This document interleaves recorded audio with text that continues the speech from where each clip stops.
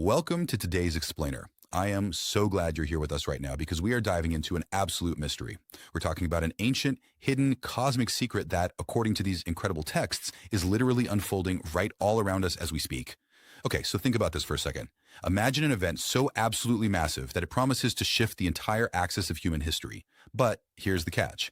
It's perfectly designed to remain completely invisible to almost everyone on the planet. Today, we're taking an investigative journey called Finding the Hidden Avatar, the Path of Anubhava. We're going to draw directly from the deeply esoteric prophecies of the Bhavishya Malika and the commentary of its foremost researcher, just to understand exactly how the ultimate divine presence manages to stay completely concealed, literally in plain sight.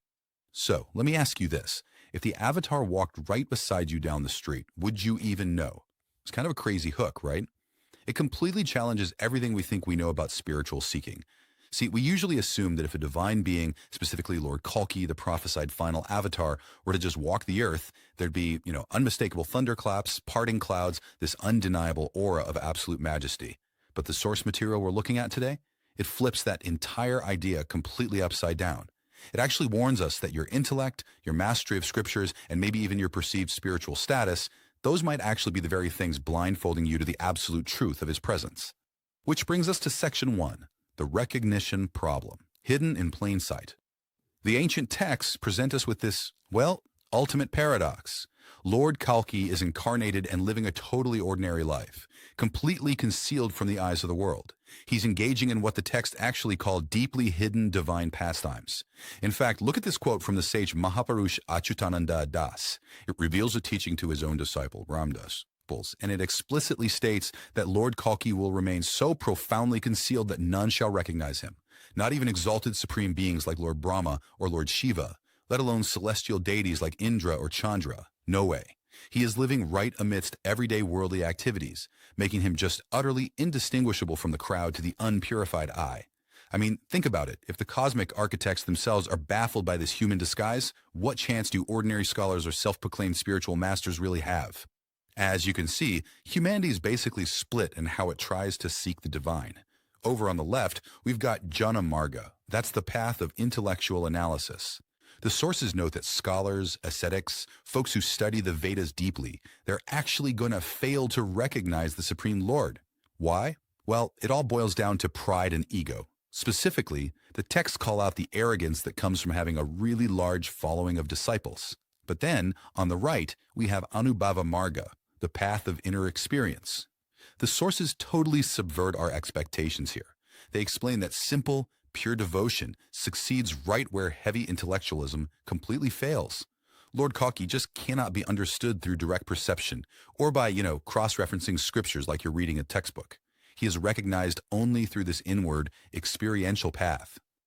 All right, let's move into section 2, the path of Anubhava, inner experience. So if intellect is actually a roadblock, what does the successful path of inner experience really look like? How do you cultivate the specific kind of inner vision you need to see right past that divine illusion concealing the avatar? Well, Anubhava-marga is reserved exclusively for the pure-hearted, and the sources are incredibly specific about what pure-hearted actually means here. It means being totally free from hypocrisy, completely free from deceit, and just stripped of all arrogance. The texts explicitly say the Lord reveals himself only to those who don't deceive others and who have entirely let go of the pride of being, somebody important in the spiritual world. It's really not about how much you know, it is 100% about how pure you are. And that leads us perfectly into section 3, signs of the avatar, the divine marks. Now, you might be sitting there wondering, is this just some purely mystical feeling or are there actual tangible physical clues? Well, the sources actually outline highly specific esoteric signs that act almost like a classified hidden map. Lord Kalki bears 18 divine marks on his feet. For instance, on his right foot, there's the sign of an unkos, which is an elephant goad, and on his left foot, there's the sign of half a mace. Plus, he bears the Srivatsa mark right on his chest, which the texts describe as the supreme sign of Sri Radharani and Mother Lakshmi. So these aren't just random meaningless symbols. They are ancient, divine authenticators meant solely for the people actually practicing Anubhava. But, and here is the absolute most fascinating part, the ultimate catch really, these divine marks, They are absolutely not on public display. The sources emphatically state that they are visible only to pure-hearted devotees. The Lord isn't going to go around trying to prove himself or, showing off these signs to skeptics.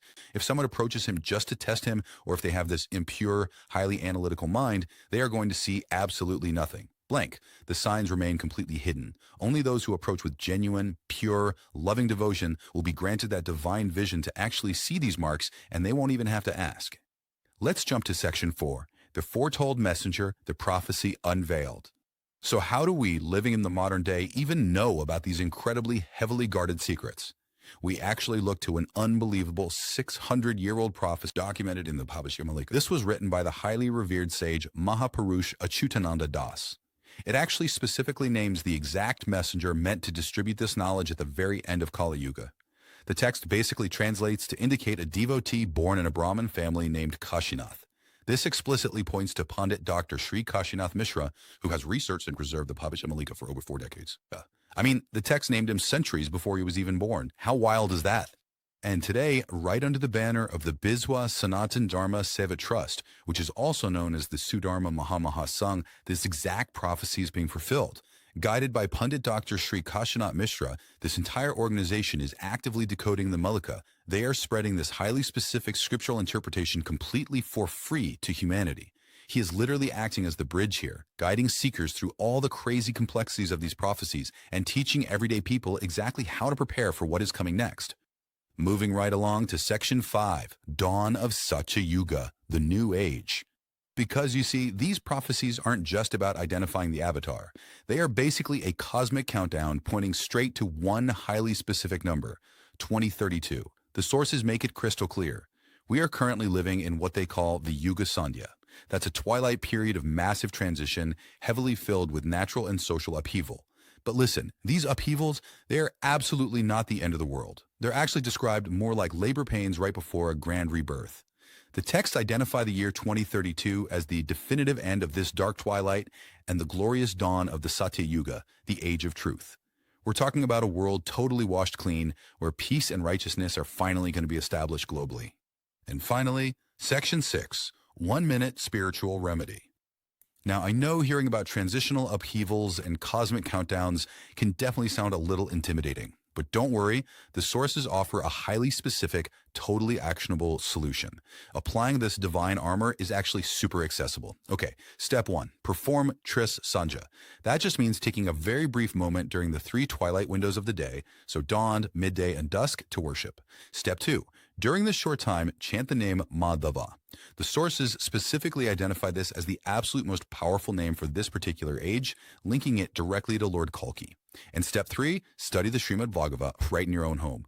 The text promised that this incredibly simple 1-minute daily practice acts as the ultimate protection against any coming calamities. It transforms your life, destroys inauspicious impressions, and actually prepares your consciousness to step right into the Satya Yuga. It takes almost no time at all, but it absolutely requires your full, genuine devotion. So, as we wrap up this explainer, I want to leave you with one final, kind of provocative thought. Are you purifying your heart for the dawn of the new age? As we've seen today, your intellect won't save you, and your ego is only going to blind you. The avatar is perfectly hidden, the timeline is firmly set for 2032, and the remedy is freely available to anyone. The Path of Anubhava demands purity, honesty, and just simple, profound devotion. The map has been laid out by the ancient sages and vividly illuminated for us today. The only question remaining is, will you choose to follow it? Thanks so much for joining me on this incredible journey into the hidden truths of the Bhavishya Malika. Catch you next time.